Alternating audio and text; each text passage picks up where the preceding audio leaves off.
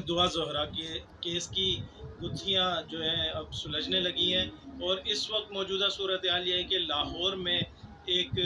Investigation के दौरान उसका निकाहनामा जो है सिंध पुलिस ने लाहौर पुलिस के हवाले किया है, जिसमें उसकी उम्र को 18 साल जाहिर करके ज़हीर नामी लड़के के साथ शादी जाहिर की गई है। और इस निकाह के बाद निकाह खां को भी जो है इस वक्त गिरफ्तार कर लिया गया है। और निकाह खां गुलाम मुस्तफ़ा का कहना है कि निकाह नामे पर जो दस्तखत मौजूद है ये मेरे नहीं है और ये जाली दस्तखत है, जिस बिना पर मुमकिन है कि उसको 1-2 रोज़ में छोड़ दिया जाए और पुलिस जो है तफ्तीश के मराइल को आगे बढ़ाए। हमारे ज़राए ने ये बताया है कि इस वक्त ज़हीर जो जिसका ताल्लुक उकाड़ा के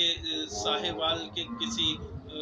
तालके से बताया जाता है, वो वहाँ मौजूद है और वहाँ रूपोश है। पुलिस जो है ना उसकी गिरफ्तारी के लिए इस वक्त उकाड़ा चली गई है और इस वक्त इस केस को बड़ा हाई प्रोफाइल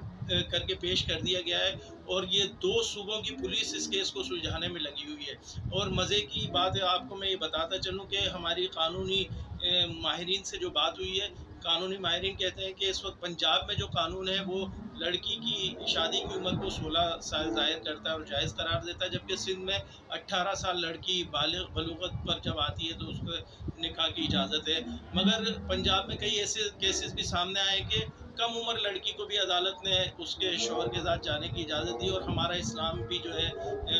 हमारी मिसाल दी जाती है हुज़ूर पाक की कि उन्होंने हज़रत आयशा से 9 साल की उम्र में शादी की, मगर शादी उन्होंने ज़रूर 9 साल में की, मगर जब उनसे अज़दवाजी हैसियत इख्तियार की तो वो यकीनन वो बलूगत की उम्र को पहुँच चुकी थी। और इस वक्त ये नाबालिग लड़की है और ये जो है इस टाइम ज़हीर नामी शख्स की हिरासत में है और ये कानूनी माहिरीन कह रहे हैं कि एक हरासमेंट का केस भी बन सकता है। और उस ज़हीर की तो मैं समझता हूँ कि शामत आने वाली है कि अगर वो गिरफ़्तार हो गया तो ये ज़िना बिल जबर का केस उसके ऊपर बनेगा और वो जो है ना